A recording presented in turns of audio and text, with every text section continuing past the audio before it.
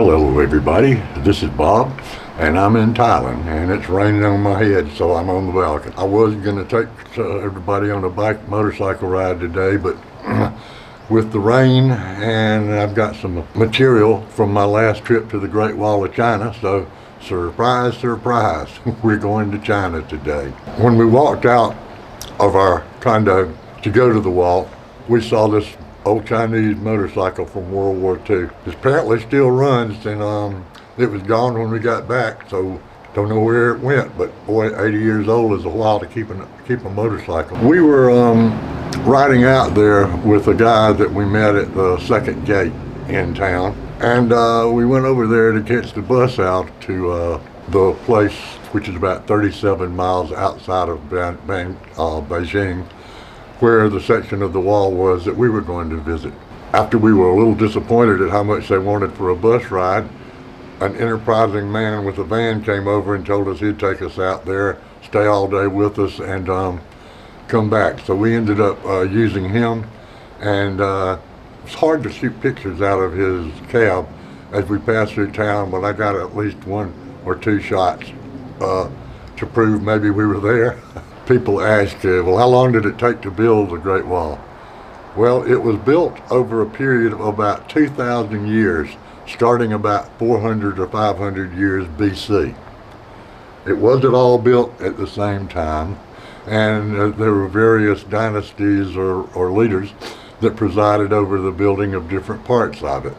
But just like Beijing was once a walled city, so was Seoul, South Korea. Here's their wall in Seoul. I didn't mention I was taking you to Korea, but I'll just slip that one in. And we've also got the Chiang city wall, which is around 740 years old, which is 3 times older than America, just that wall. There's another wall which you've probably heard a lot about lately, but it seems like it may not last as well as the Chinese one, or the Seoul one, or the Chiang one. I just don't know what to say about that. We decided to hit the snack shop, which was over by the wall, since we were there a little bit before they opened. And these are the snack items we were able to get before we started doing any climbing. Here I am in the parking lot with the wall behind me. And here I am after an exhausting climb. The steps are irregular. Some of them are up to 16 or 18 inches tall. And even if you've got excellent physical condition, climbing that wall is an effort, a significant effort. This is Tao Ying.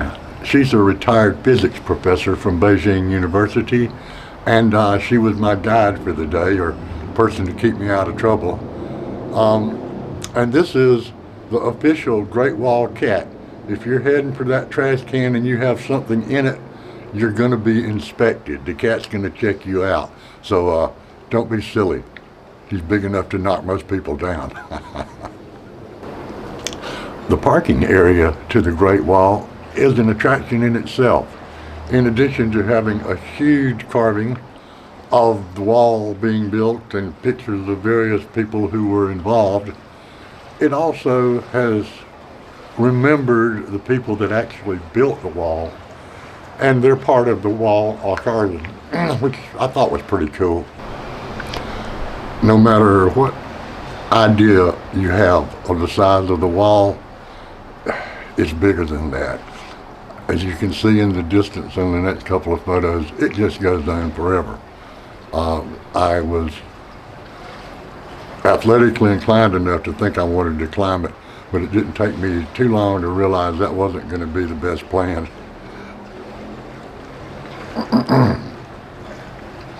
The gate houses are situated along the wall, and they're all within sight of the next one, which means there are three gates guard houses that can react to any incursion.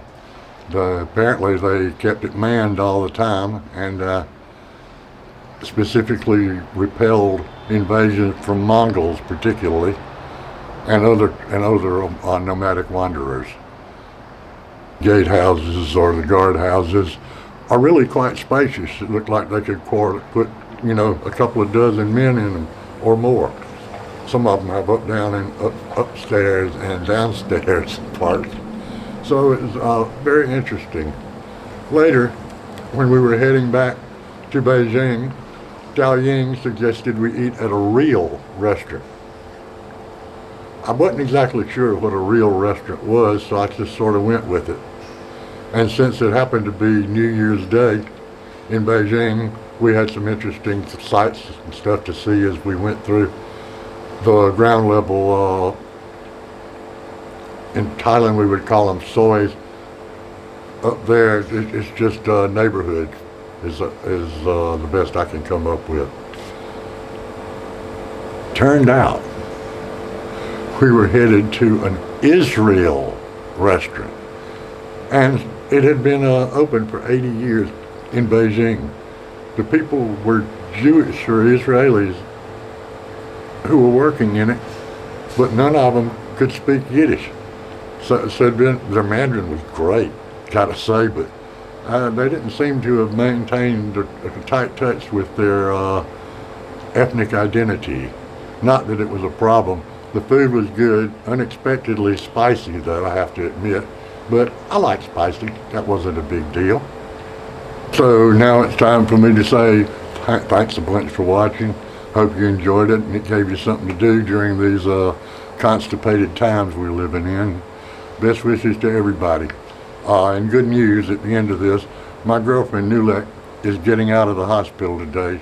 She had COVID down in Bangkok and was in the hospital for 2 weeks, but she's a trooper. She kicked COVID's ass. Way to go, Nulek.